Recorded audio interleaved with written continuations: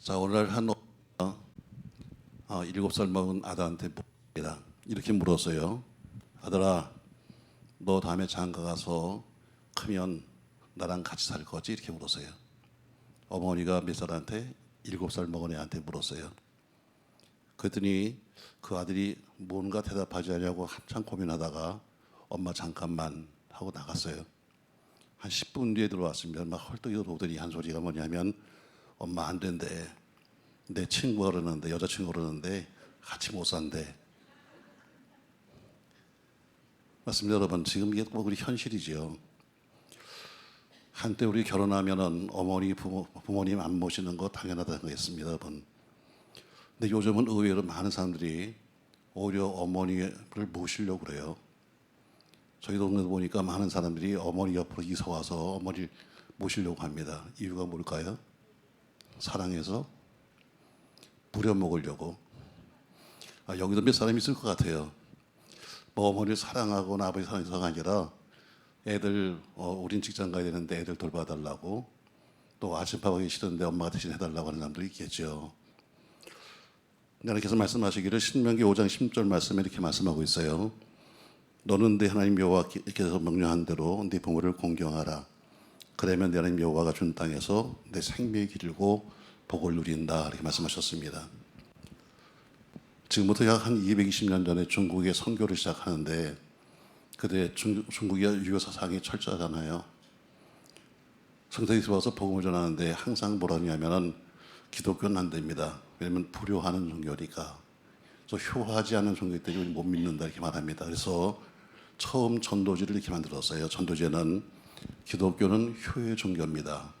사람들이 전부 다 기독교를 가르쳐서 불효한 종교라고 하니까 전도지에 기독교는 효의 종교입니다.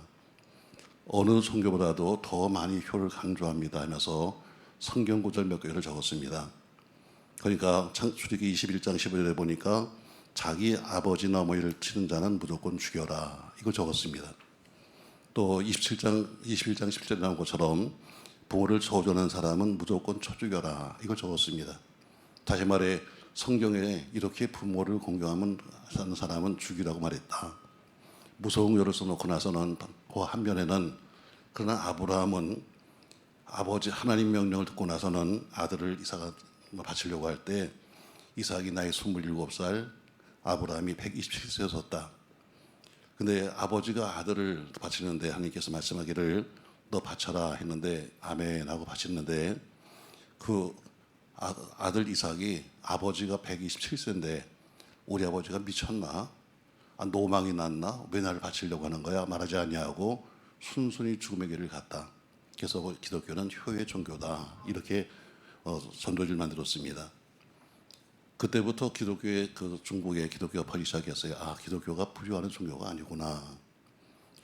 자, 우리가 효도 말합니다. 자, 효도는 과연 뭘까? 여기 이제 젊으신 분도 계십니다만 어쨌든 효도가 뭘까?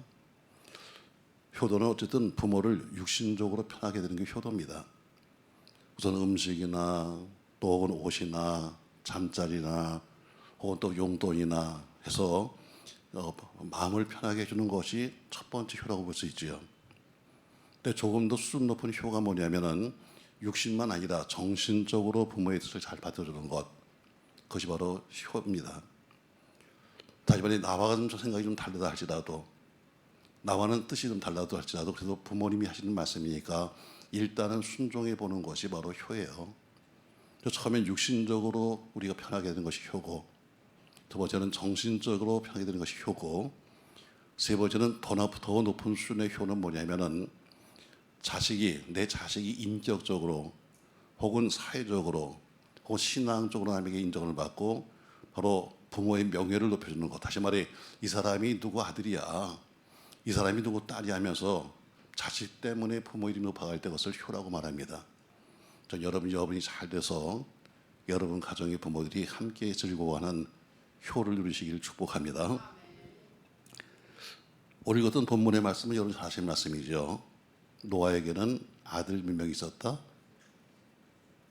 입신했어요? 자, 몇 명 있었다? 3명 있었다. 홍수 이전의 사람들은 생명이 많이 길었습니다. 수명이 길었는데 홍수 이후에 급격하게 생명이 줄었어요. 수명이 짧아졌습니다. 그래서 노아가 지금 600세라고 합니다. 600세. 또 홍수 시대에 노아 나이가 600세. 자연스럽게 나이가 많다 보니까 아마 무료했고 여러 가지 또 힘든 것도 많았겠죠. 나이가 많으면 자연스럽게 실수도 많아지고 또 자기 절제도 안 되고 음식도 탐하게 됩니다. 예전에 저희 교회에 이제 노인 그 교실이 있는데 보통 한 120분 정도, 한 150분 정도 오셔서 노인 교실에 오십니다. 그래서 다 교를 경력 보면요, 다 얘네들이 굉장했어요. 뭐 어른 대학 교수님도 계시고 사업가도 있고 다 살만합니다. 또 저희 동네 수준이 이렇게 낮지 않거든요. 사는 것도 꽤 잘 살아요. 뭐 아파트 한 채에 보통 뭐 35평 같으면 한 35억, 40억 가니까 웬만큼 살잖아요. 근데도 노인교실만 오면은 대단합니다. 먹는 것 때문에 쌈박질하고 오기만 하면 챙겨가고 오자마자 제일 먼저 둥글레차 몇 개 집어넣는 건 기본이고 야채 비싼 데 봐서 야채 싸가는 건 보통입니다. 자, 그들이 없어서가 아닙니다. 근데 나이 들다 보니까 자연스럽게 먹는 것에 탐하게 되고 자연스럽게 좀 주책을 떠는 거죠. 자, 노아도 마찬가지예요. 노아가 나이가 600세입니다. 근데 오늘 성경에 보니까 노아가 당대 의인이었었는데 뭘 먹었다? 포도주를 먹었다는 거예요. 자, 노아가 포도주를 매일 먹었겠나 생각합니다만 어쨌든 노아가 술 먹은 건 사실이었습니다. 여러분은 전혀 술을 안 먹어야겠지만 술 먹으면 속이 답답합니다. 그렇죠, 여러분? 전혀 안 먹어서 모르는구나. 처음 먹는 술인데 얼마나 속이 답답하겠어요, 여러분. 먹기는 좋았는데 먹고 나니까 막 속이 답답하고 막 어쩔 수 없죠. 그래서 노아 할아버지는 참 좋은 사람이 왜냐면 술 먹고 주사도 안 부리고 집에서 자잖아. 우리 교회 교인 남편은요, 술만 먹으면 교회 쳐들어온다. 그래서 교회 와서 생피를 부리기도 하고 또 저희 교회 오시면요, 들어가는 문의 한쪽 창문이 철판으로 막아놨어요. 그 양반이 육군 소령 출신인데 술만 먹으면 교회 쳐들어오는 거예요. 문이 잠겨 있으면 와서 유리창을 깨고 들어와서 아주 유리를 갖다 막아버렸어요, 철판으로. 부인이 늘 기도한다고 와서 있으니까 부인 잡으러 온다고 하는데 그럽니다. 자, 노아가 술이 취했습니다. 이건 분명한 사실입니다. 대낮에 벌거벗고 잠을 잤습니다. 근데 이것을 둘째 아들 함이 보았다, 이렇게 본문에 말하잖아요. 자, 함이 아버지가 벌거벗고 술 먹은 것을 보니까 신바람 나게 나가서 밖에 나가서 자기 형제한테 말합니다. 야, 아버지가 주책을 떨고 있다. 야, 아이고 우리 아버지가 노망이 났네 하면서 형제한테 말했습니다. 아마 신학자들은 이런 얘기를 해요. 평상시 함이 좀 방종해서 아버지로부터 많이 책망을 들었거나 아니면 함이 술을 많이 먹어서 아버지로부터 야단을 맞았거나 아마 그런 것 같다. 그러니까 오늘 아버지를 흉보는 거죠. 세상에 나보고는 술 먹지 말라 그러면서 세상에 아버지가 술 취했어? 아니, 아버지가 소위 할 일이 하면서 다니면서 형제한테 이야기하는 거예요. 이 말 들었던 셈과 야벳이 아버지 하체를 보지 않으려고 뒤로 들어가서 아버지 하체를 가렸다 했습니다. 아버지가 잠에서 깬 다음에 아들 셋을 불렀어요. 그리고 그 아들 셋에게 오늘 이렇게 복을 빌었습니다. 함, 너는 종이 될 것이다.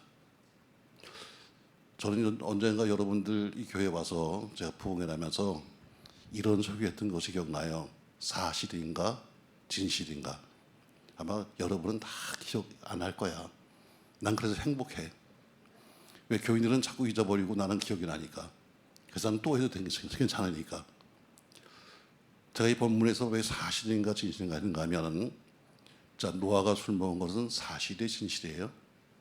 사실이에요. 분명한 사실입니다. 노아가 아버지가 술 취해서 옷 벗고 잔 거 사실이에요, 아니에요? 사실이에요. 여러분, 사실을 사실로 말하면 칭찬받아야 되는 거 아니에요? 한번 생각해 보세요, 여러분. 함이 뭘 잘못했는데 아버지가 술 먹은 거 사실이야. 아버지가 옷 벗고 잔 것도 사실이야. 아니 아버지가 당대 의인인데 세상에 저렇게 주셨던 거 사실이야. 그래서 사설 다니면서 사실을 사실대로 말했을 뿐이야. 야 우리 아버지가 주책을 떨었어. 야 술 먹고 말이지 뭐 하는 짓이야. 분명한 사실을 말했어요. 그러면 당연히 사실을 사실로 말했으면 보고유래 되는 거 맞죠? 왜 대답을 안 해요? 사실을 말했는데, 분명한 사실을 내가 본 사실을 말했는데 칭찬해야 되는 거 아니에요 여러분? 근데 뭐라고 그래요? 너는 뭘 받아라? 저주를 받아라. 여러분 우리에게 아주 매우 중요한 얘기입니다. 아무리 사실할지라도 사실을 사실대로 말해서는 안 되는 사실이 있다는 거예요. 분명히 내가 본 사실입니다. 내가 아는 사실이에요. 그럼에도 불구하고 어때요? 입을 열어서는 안 되는 사실이 존재하는 겁니다. 성경은요, 우리 주님은 한 번도 이렇게 말한 적이 없어요. 내가 사실로 내게 말한다 이렇게 말한 적이 없어요. 뭐라고 말씀했어요? 진실로 말씀했어요. 주님이 원하시는 것은 진실이에요. 사실이 아닙니다. 사실을 봤기 때문에 사실이 아니라 우리 주님은 진실을 말하고 싶은 거예요. 성경 어디에도 우리 주님 말씀하시기를 내가 사실대로 말한 적이 한 번도 없어요. 진실을 말해야지. 오늘 함은 분명히 사실을 봤어요. 보고 난 사실을 이야기했는데 노아는 말합니다. 너는 저주를 받아라. 그러나 그 사실을 봤음에도 불구하고 그 사실을 허물을 감춰줬던 두 형제는 너는 복을 받아라. 사실은 사실이에요. 그러나 우리 교회들이 다 아파하는 게 뭐예요? 사실이에요. 어느 목사의 사실, 어느 교인의 사실, 누구의 사실 때문에 항상 교인 시끄러운 거예요. 내가 봤는데요. 못 본 것까지 봤다고 말하니까 그래서 사실을 이야기해요. 그러나 그 사실이라 할지라도 그것을 어때요? 용납해주고 용서해주고 덮어주면 뭐에 진실이 되는 거예요. 우리 주님은 항상 진실을 말했어요. 자, 오늘 함은 분명히 사실을 말했습니다. 그러나 오늘 너는 종이 되어라. 너는 두 형제는 어때요? 너는 앞으로 큰 복을 받아라 이 말합니다. 여기 우리가 또 효도에 아주 중요한 의미를 두고 있어요. 그럼 효도가 뭘까? 또 말씀 세 가지를 하려고 그래요. 첫 번째 효도는 뭐냐면요. 자녀는 나이 많은 부모를 이해할 수 있어야 합니다. 뭐라고요? 어르신들은 끄떡끄떡거리는데 젊은 사람들은 다 자는 척하고 있어. 내 나중에 못 듣다가 하려고 그러고 뭐 해야 한다? 이해해줘야 돼요. 나이가 많아지면 별 낙이 없습니다. 힘도 없어지죠. 그냥 낙이기 때문에 그냥 오직 먹는 거. 이게 주로 노인들의 그냥 저도 노인이 됐지만 노인들의 낙입니다. TV 본다고 텔레비전 켜놨는데 주로 졸잖아. 또 자연의 생각도 없고 생각하는 것도 귀찮아요. 어떤 어르신 말하는데 이래요. 나이가 먹으니까 내가 얼마나 먹었는지 알 수 없고 배가 부른 것도 잘 모르겠다. 먹었음에도 불구하고 내가 지금 배가 부른가 잘 모르는 게 노인이에요. 의학적으로 본다면 위신경이 둔화되어서 배부른 것도 잘 모른다 이렇게 말합니다. 이게 노인입니다. 또 나이가 많아지면 대표적인 게 뭐예요? 잔소리가 많아져. 그래서 나이 많은 목사는 설교가 길어. 제가 지난주에도 설회 때도 설교를 짧게 했어요. 그러면서 왜 나이가 많아지면 길다고 그래서 내가 짧게 한다고 그랬어요. 자꾸 걱정거리가 많으니까 한 말을 또 하게 되고 또 해서 잔소리가 많아져요. 이유가 뭐냐면 기억력을 잃었기 때문이에요. 내가 한다고 해서도 잊어버리는 거예요. 방금 한 말을 잊어버려 놓고 또 하고 또 합니다. 보통 어르신들의 기억력이 30분밖에 안 된다 이렇게 말합니다. 그러니까 자꾸 반복하는 이유가 뭐냐면 내가 기억을 못하니까 반복하는 거예요. 한 8순이나 되시는 그 어떤 어르신께서 한감이 넘은 며느리한테 말합니다. 아가야, 오늘 며칠이냐? 하고 물었어요. 며느리가 대답합니다. 오늘 며칠이에요? 했더니 이것도 말합니다. 음력으로는 며칠이냐? 또 묻고 나서 대답하니까 오늘 무슨 요일인데? 이걸 자꾸 이렇게 물으니까 옆에 손자가 듣고 있다가 아유, 아까 물어봤잖아요. 근데 왜 또 물으세요? 이렇게 대답했습니다. 그때 그 나이 많은 며느리가 아들을 책망하면서 이렇게 말합니다. 100번을 물어도 대답해야지. 이게 바로 효도입니다. 나이 많으신 부모를 충분히 이해해 주는 것, 이게 바로 효도예요. 나이 많으면 실수도 있다. 나이 많으면 주책도 부린다. 과식도 한다. 건망증도 있다. 치매도 있다. 왜 아멘을 한 번도 안 해? 다시 말해 충분히 이해해 드리는 것이 효도다. 그래요. 빨리 아멘을 잘해야 일찍 끝나요. 그래 밥도 먹지. 자, 두 번째 효도가 뭘까? 효도는요, 아까 말한 것처럼 그분의 허물을 덮어드리는 것이 효도예요. 자, 샘과의 벳이 아버지의 벗은 몸을 보지 않으려고 뒤로 들어가서 아버지 하체를 덮었어요. 변호사 4장 8절 말씀이 말하기를 사랑은 허다한 허물을 덮는다 이렇게 말합니다. 사랑은 덮는 거예요. 사랑은 허물이 보이지 않습니다. 왜? 다 이해하려고 하기 때문에 그런 거죠. 갈라디아서 4장에 보면요, 마음이 뜨거워지는 장면이 하나 봅니다. 갈라디아서 4장 13절 이하에는 이런 말씀이 있어요. 바울은 갈라디아 편지를 쓰면서 한번 같이 한번 읽겠습니다. 내가 처음 육체의 약함으로 말미암아 너에게 복음을 전하는 것을 너희가 아는 바라.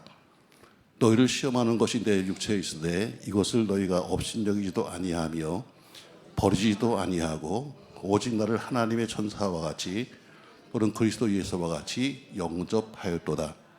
너희의 복이 지금 어디 있느냐? 내가 너에게 증언하노니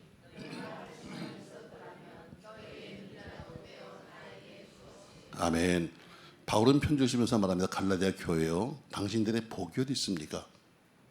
갈라디아 교회가 복받은 이유가 무엇인가를 말하면서 오늘 감동 어린 말씀하고 있어요.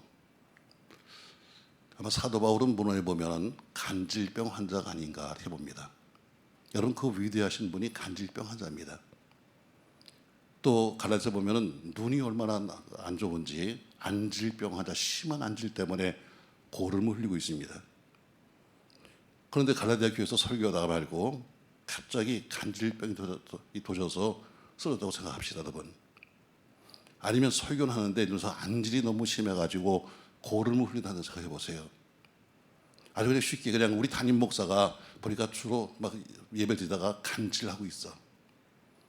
우리 목사님이 눈이 얼마나 지금 아픈지 다니면서 눈에 고름을 흘리고 다니면서 은혜가 돼야 안 돼? 은혜가 돼? 막 은혜가 충만해져? 아니, 여러분, 분명히 그럴 거예요. 저 목사 참 이상하네. 아니, 남은 그렇게 고치면서 자기는 못 고치는 거야? 아마 시험거리가 될 거예요. 오늘 바울의 이 모습, 그가 간질하는 모습이나 안질의 그 모습은 분명히 그 교회의 큰 시험거리였을 겁니다. 아니, 자기 병도 못 고치는데 무슨 남의 병을 고치고 앉아 있어? 저게 무슨 주의적인 모습이야? 아, 남은 죽은 자도 살렸다고 말하면서 왜 자기는 저 꼴이야? 분명히 그랬을 거예요.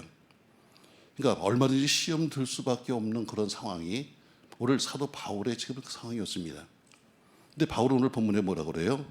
너를 시험하는 것이 내 육체에 있었지만 내가 그것 때문에 나를 업신여기도 아니하고 그 시험거리 때문에 나를 업신여기도 아니하고 나를 버리지도 아니하고 오히려 나를 천사같이 그리스도 예수같이 나를 영접해 주었다 이렇게 말하면서 이어서 말하기를 갈라디아 교회여 당신의 복이 어디 있습니까? 다시 말해 이런 허물을 덮어준 것이 당신의 복입니다 이렇게 말씀하고 있습니다. 결국 바울의 허물과 바울의 단점과 바울의 약점을 다 교회가 덮어준 거예요. 저 여러분 이런 교회가 되길 바랍니다. 할렐루야. 그냥 없는 것도 캐내가지고 그냥 다니면서 떠는 것이 아니라 눈에 빤히 보이는 허물이었음에도 불구하고 그것을 덮어주기 위해서 오늘 바울은 남들에게 시험거리였지만 그것을 덮어주려고 했던 그 모습을 보면서 당신들의 복이 있습니까? 말한 것처럼 오늘 똑같아요. 오늘 모아는 바로 자기 자신의 허물을 덮어준 두 아들이 너무 감사해서 복을 빌어주는 거예요. 그러나 두 아들은 왜 아버지를 감싸줬는가? 물론 아버지 때문이지만 그러나 또 한 가지는 뭐냐면요. 아버지이시는 나를 알기 때문이에요. 지금은 주책거리는 600세의 나이가 되었지만 과거에 어때요? 온 세상이 다 죄에 빠졌을 때도 그래도 믿음을 지켰던 우리 아버지. 주변 사람이 그렇게 웃으면서 무슨 지금 비가 올 거야? 120년씩이나 그렇게 욕을 먹으면서도 그래도 방주를 지었던 우리 아버지, 우리 온 가족을 다 살리겠다고 해서 죽음의 홍수와 죄 심판에서 구원하신 우리 아버지, 비록 지금은 나이가 들어 600세가 되어서 옷을 벗고 술에 취해서 저렇게 살고 있는 우리 아버지를 바라보면서도 누가 뭐래도 우리 아버지는 위대한 분이야, 이걸 기억하는 거예요. 오늘 현실을 바라본다면 우리 아버지는 어때요? 야, 세상에 무슨 우리 아버지가 믿음의 사람이야? 저렇게 술 취해가지고, 아니 옷을 벗고 자는 아버지를 보면서 뭐예요? 그래도 과거에 우리 아버지 살아온 삶을 기억하면서 그의 허물을 덮었던 것이 오늘 그의 복이에요. 오늘 이 부끄러운 사건, 노아가 옷을 벗었다, 노아가 술 취했다, 이 부끄러운 사건은 과거의 그의 승리에 비한다면 아무것도 아니에요. 그래서 두 아들은 나이 많은 아버지를 소중히 여긴 거예요. 그래서 아버지의 명예를 높여드리는 거죠. 사랑하는 성도 여러분, 바로 이것이 허물을 덮어주는 것이 바로 올바른 효입니다. 전 여러분 가정에서도 여러분의 부모님들의 허물이 나오거든 좀 덮어주십시오. 아유, 엄마 왜 그런 거야? 이렇게 소리 질러야 또 자다가 깨더라고.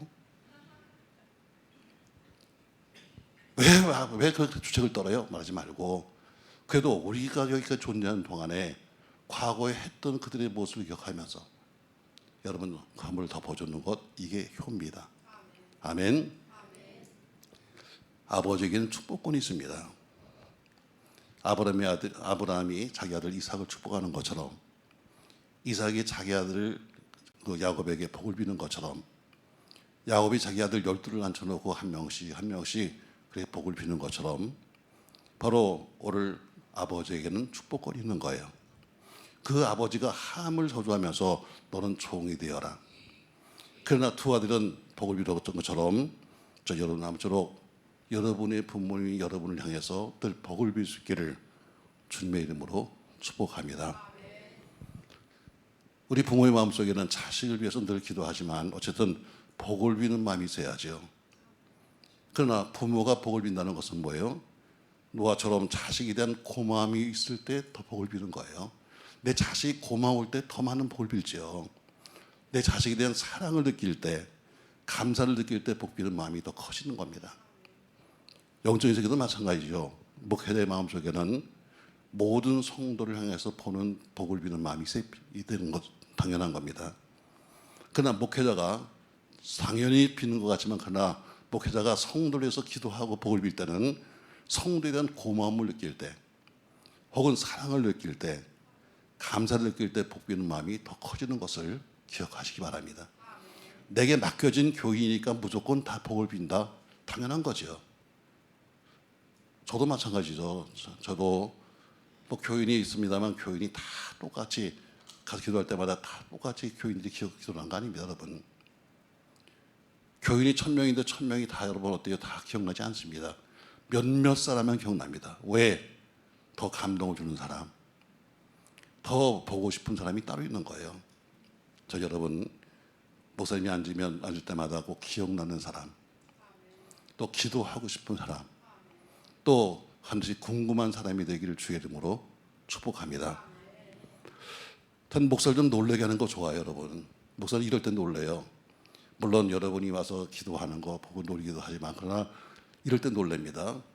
새벽 예배 안 오는 사람이 나온다. 이건 놀래. 왜 나왔을까? 또 일 생긴 거 아닌가?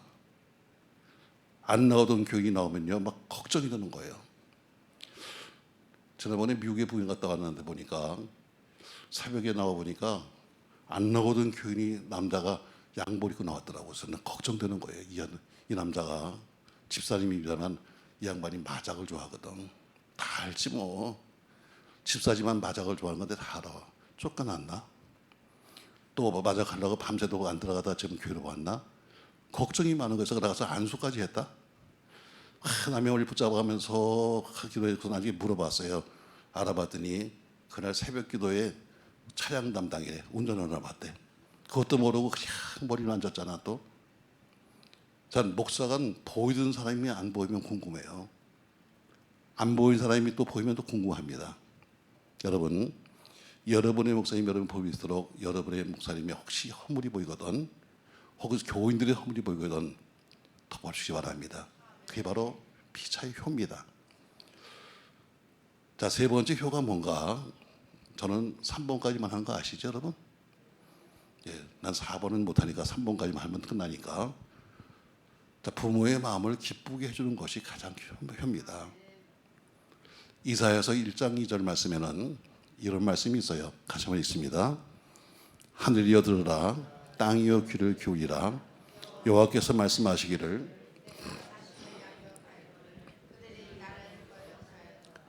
소는 그 임자를 알고 나귀는 그 주인의 구유를 알건만은 이스라엘은 알지 못하고 나의 백성은 깨닫지 못하노다 하셨도다. 소도 그 임자를 알아. 나귀도 자기 밥 준 사람 알아. 개도 알아. 개도 누가 나 밥 준 사람이 알아요. 알아 몰라? 근데 교인은 몰라요. 이게 심각한 얘기죠, 여러분. 자, 또 분위기가 그러니까 제가 이런 얘기 해드릴게요. 어떤 분은 그냥 계속 눈을 감고 입신해 버렸는데 조금 깨세요.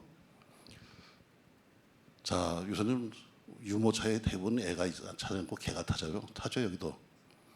애인가 보면 개가 타고 앉아있고, 어떤 집은 쌍둥이 건가 보니까 개도 마리가 타고 앉아있고, 요새는 개가 요새는 사람보다 훨씬 낫습니다. 자, 멍멍이하고 말이죠, 송아지하고 같이 살았어요.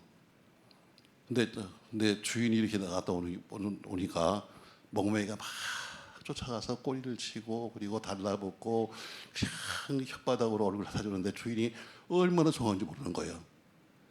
송아지가 가만히 보니까 아, 우리 주인이 저를 좋아하는구나. 가서 막 달라붙어가지고 그냥 꼬리를 치면서 막 뒤로 누워버리고 그리고 또 막 핥아주고 그러니까 아하, 우리 주인이 저를 좋아하네 하고 송아지가 봤어요. 그리고 주인이 밭에 나왔는데 송아지가 갑자기 막 달라들어가지고 막 가서 막 달라붙었어요. 그리고 내가 막 얼굴을 막 핥아줬어요. 주인이 뭐라 그러겠어요? 미쳤나 이게? 송아지가 이상한 거야. 세상에 개는 가서 그렇게 좋아하면서 나로 똑같이 가서 두 발을 들고 가서 주인한테 달라붙고 얼굴을 핥아줬는데 나는 욕하네. 송아지가 이해가 안 되는 거예요. 자, 근데 어느 날 또 같이 이렇게 보니까 말이죠. 자, 주인 나와서 밭을 냅니다. 근데 소가 열심히 송아지가 일을 하니까 주인이 기뻐하면서 말이죠. 가서 송아지를 뚜뚜뚜 치면서 수고했다 그러는 거예요. 그래서 개가 보면서 아, 요걸 주인이 좋아하는구나 하고 개가 봤어요. 그리고 어느 날 주인이 밭에 나갔는데 개가 막 쫓아가서 밭을 막 파기 시작했어요. 그 주인이 뭐라 그랬어요? 이게 미쳤나? 이해가 안 되는 거예요. 아니, 왜 송아지가 가서 밭을 갖다 파니까 그렇게 좋아하고 했던 주인이 내가 파니까 이 인상을 쓰는 거예요. 저거 참 이상하네. 여러분, 사람은 자기가 사는 방법이 따로 있는 거예요. 개는 개처럼 살고 소는 소처럼 살아야지 소와 개처럼 살려면 안 되는 거죠. 자, 소도 개도 자기 주인 누군지 알아.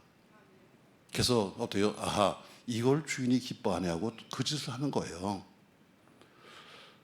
우리가 살면서 가장 큰 모순이 하나 있습니다. 우리 삶이 우리 모두의 모순이죠. 뭐냐면 나는 부모한테 부유하면서 자기 자식은 효자를 만들겠다. 이건 모순이에요. 자기는 부모한테 못된 짓을 하면서 내 자식한테는 효도를 받아야지. 이건 큰 모순이에요. 나는 부모의 마음을 아프게 하면서 자식은 잘 돼야 된다. 이것은 어리석은 생각입니다. 복받는 비결은 부모의 마음을 기쁘시게 해준 데 있습니다. 그리고 그의 생명을 소중히 여길 때 그런 마음이 생기는 거예요. 우린 부모로부터 명예도 신분도 물려받습니다. 부모로부터 신앙도 배우기도 하고 생활도 배우고 학문도 배우고 삶의 지혜도 배웁니다. 그러니까 그 물려받은 것에 늘 감사할 줄 알아야 되는 거예요. 그것이 바로 늘 감사할 때 그것이 바로 효도로 이어지는 겁니다. 감사를 모르기 때문에 부모의 감사를 모르기 때문에 효도를 안 하는 거죠. 분명히 선생님이 말하기는 효도는 첫 계명이다 이렇게 말씀합니다. 이건 TV에 나왔던 하나의 이 실화입니다. 남편이 일찍 세상을 떠나고 딸 하나 데리고 사는 어머니가 있었습니다. 애가 아주 어렸죠. 학생이니까. 애 키워보겠다고 분식점에 나가서 열심히 일했습니다. 딸은 고등학교 다니는데 어느 날 미술에 소질이 있다 그래가지고 참 어렵게 미술 공부하는데 돈 많이 들어요. 근데 자기는 분식집에서 일하면서 아이를 미술학원에 보냈습니다. 근데 어느 날 장대비가 막 쏟아지는 여름이에요. 자, 딸이 학원에 갔는데 우산 안 갖고 왔거든요. 그래서 엄마가 비를 오는 것을 보자마자 우산 2개를 들고 쫓아나갔습니다. 그냥 급한 마음에 분식점에서 일을 하다 말고 그냥 간 거예요. 앞치마에다가 옷은 말도 아니고 거기다 밀가루가 덜기서 붙어있는 옷을 입고 가서 그리고 나서는 우산 2개를 들고 학원 앞에 서 있었습니다. 생각했어요. 아, 딸이 지금 고등학생이라서 감성이 예민할 텐데 혹시 어떻게 생각할까. 그러나 어쨌든 비가 오니까 다른 방법이 없죠. 남들은 다 나오는데 딸이 2층에서 이렇게 서 있는 것을 봤는데 딸이 나오지 않습니다. 남들은 아이들은 다 집에 가는데 딸은 2층에서 분명히 서 있는 걸 봤는데 나오지 않는 거예요. 섭섭했습니다. 아, 엄마 꼴이 모양이 돼서 애가 안 나오나 보다. 그래서 피했나 보다. 그래서 섭섭한 마음으로 온 거예요. 근데 몇 달이 지난 다음에 서로가 말을 안 하는 거죠. 다음에 미술학원에서 연락이 왔어요. 아이가 이번에 상을 받습니다. 하고 연락을 받았습니다. 딸이 특상을 받았는데 수상 제목이 뭐냐면 세상에서 가장 아름다운 모습. 이것이 그의 제목이었어요. 근데 그 그림을 가서 보니까 그림이 뭐냐면 어머니 모습입니다. 밀가루가 덧시져져 붙어 있는 옷을 입고 우산을 들고 서 있는 어머니의 모습을 그린 거예요. 그래서 가장 아름다운 모습이다. 겨우 그 사진, 그 그림 하나를 놓고 같이 울고 있는 모습이 옛날에 TV에 나온 적이 있었습니다. 효도가 뭐예요? 마음을 기쁘게 드리는 거예요. 효도가 뭐예요? 모든 흠과 부족함을 다 덮어주는 거예요. 효도가 뭐예요? 부모의 이름을 덮어주는 것이 참 효도예요. 그 속에 기쁨이 있고 참 축복이 있죠. 성경은 말합니다. 효도해야 참 복이 있고 효도해야 일이 잘 된다. 이렇게 말씀하고 있습니다. 저 여러분 효하는 여러분 되기 바라고 여러분 통해서 큰 복이 계속 누려지기를 예수님의 이름으로 축복합니다.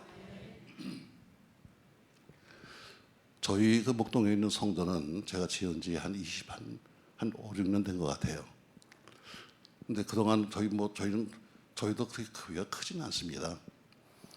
화단도 작습니다. 또 저희 교회에 있는 그 땅 한 평이 2억이에요. 그래서 저희가 크게 이 땅을 확보하지 못했습니다만, 그래서 정원이 작아요. 근데 제가 보니까 지은 때부터 지금까지의 보니까 20년 동안에 가장 정원이 아름답게 꽃이 폈더라고요. 한번 보여주실래요? 저희 교회 이제 입구입니다. 저희도 저렇게 이제 잘 했어요. 제가 생각했습니다. 은퇴하니까 저렇게 이쁘게 났네, 씨. 아, 옛날에는 저렇게 해놨는데, 옛날에는 매일 제가 보면서 그랬는데 세상이 저렇게 이쁘게 나더라고요. 이쁘니까 사람들이 지나면서 사진을 찍고 갑니다. 근데 저 화단이 그냥 저렇게 되는 거 아니잖아요. 그냥 저절로 꽃이 피는 거 아니잖아요. 다른 사람들은 지나면서 야 이뻐 또 말하지만 그러나 누군가 보이는 수고와 노력과 고생이 그 화단 속에 있는 거죠. 봄도 되기 전에 장로님이 한 분이 오셔서 아직까지 어른 그 땅을 팠습니다. 그리고 저희 며느리가 1시간씩 매일 아침마다 와서 물을 주었습니다. 그러니까 이런 보이는 수고가 있으니까 남들은 보면서 아유 이뻐 하지만 속에는 어때요? 수고가 숨어 있는 거죠. 여러분 모든 결과에는 반드시 원인이 있는 겁니다. 여러분이 존재하게 되는 것은 반드시 뭐예요? 원인이 있는 거죠. 자, 이런 유화를 들고 한번 맞춰볼까요, 여러분?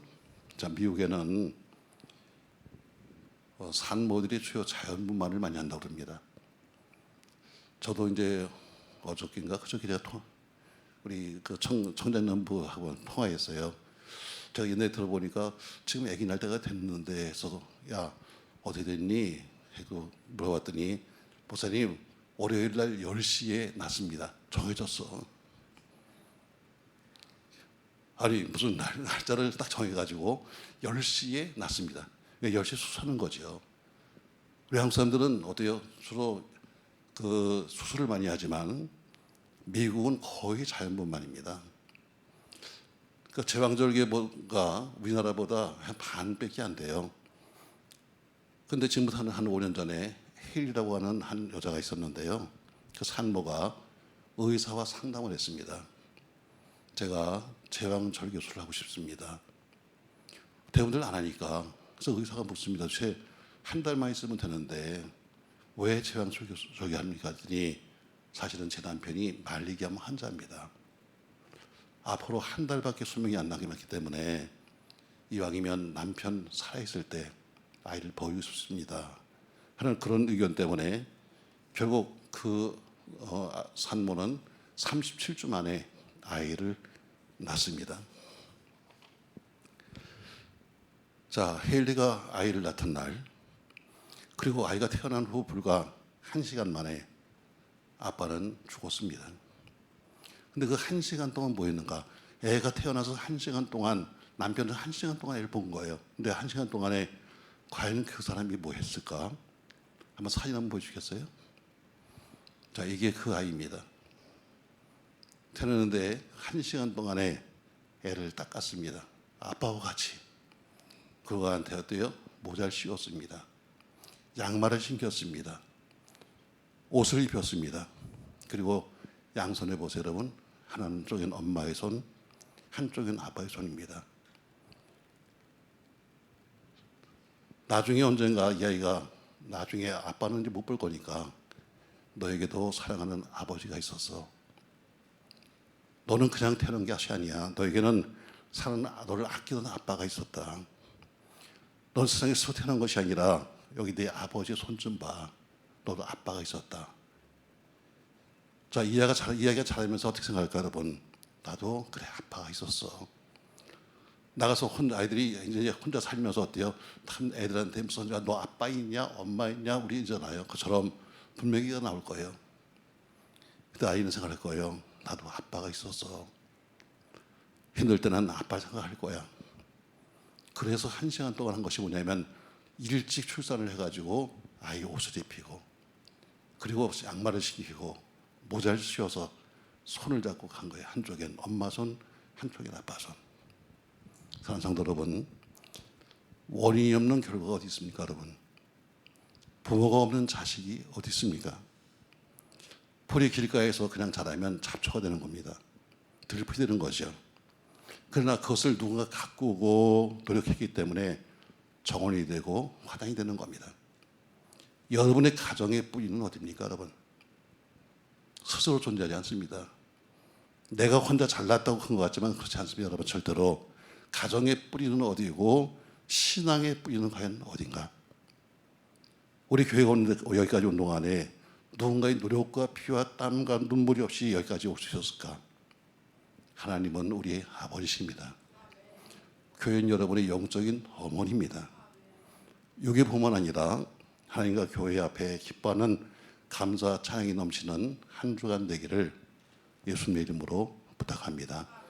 오늘 3가지 말씀했어요. 자, 진정한 효는 뭘까? 첫 번째, 자식은 나이 많은 부모를 뭐 해야 한다? 이해할 수 있어야 한다. 두 번째, 그분의 허물을 덮어드릴 수도 있어야 한다. 세 번째로, 부모의 마음을 기쁘게 해드려야 한다. 과연 우리 가정의 뿌리는 어디고 여러분의 신앙의 뿌리는 어디며 우리 교회의 뿌리는 어디인가 자격하며 뿌리를 잃지 않는 여러분 되기를 예수님의 이름으로 부탁합니다. 고마우신 전능하신 아버지, 은혜를 감사합니다. 어버이 주간이라고 말하지만 그러나 이제는 스스로 태어난 사람 것처럼 사는 사람 많습니다. 내가 잘했기 때문에 말하지만 그러나 누군가의 기도가 있었고 누군가의 헌신이 있었기 때문입니다. 똑같은 풀이지만 그러나 틀에 펴서 혼자 자라면 들풀이 되는 것이고 누가 가꾸고 또 돌보면 아름다운 정원의 꽃이 되는 겁니다.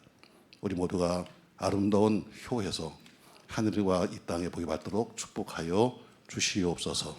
예수님의 이름으로 기도합니다. 아멘.